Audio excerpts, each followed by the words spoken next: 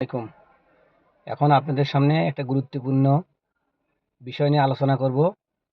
আলোচনা শুরুতেই আমার পেজে যারা এখন পর্যন্ত ফলো দেন নাই এবং শেয়ার করেন নাই, সবাই দ্রুত ফলো এবং শেয়ার দিয়ে যুক্ত থাকবেন। এখন আমি আপনাদেরকে দেখাবো গিয়ার সামনে কয়টা, পিছনে কয়টা এবং রিভার্স গিয়ার কোথায় থাকে। তাহলে এখন দেখতে থাকুন। এখন দেখেন, গিয়ার ধরলেই কিন্তু আমার আগে ক্লাসে চাপ দিতে হবে।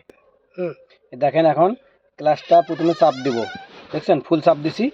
এখন দেখেন, এখন আমি কি করব, গিয়ার দেখাবো আপনাদের। দেখেন এখন নিউট্রাল আছে। নিউট্রাল কিভাবে আমি বুঝবো? যখন দেখবেন যে গিয়ারের সামনে একে বড় গ্যাপ, এই দেখেন এই মাথার থেকে এই মাথা পর্যন্ত আসে, তাহলে বুঝবো কি আমরা নিউট্রাল।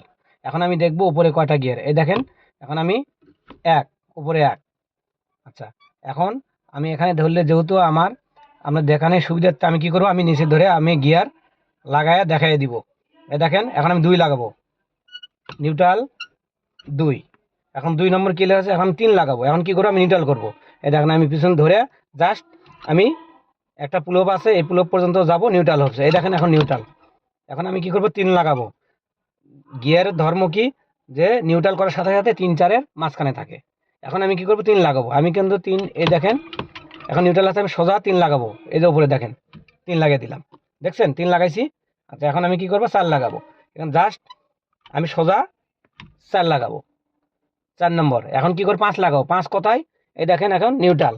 এই দেখবো এখন নিউট্রাল কত, এই দেখেন, এই দেখেন, এই যে দেখেন, দেখছেন একটা শব্দ হয়েছে। এখন শব্দ দিয়ে উপরে লাগাবো, এটা হচ্ছে কত, 5 নম্বর গিয়ার।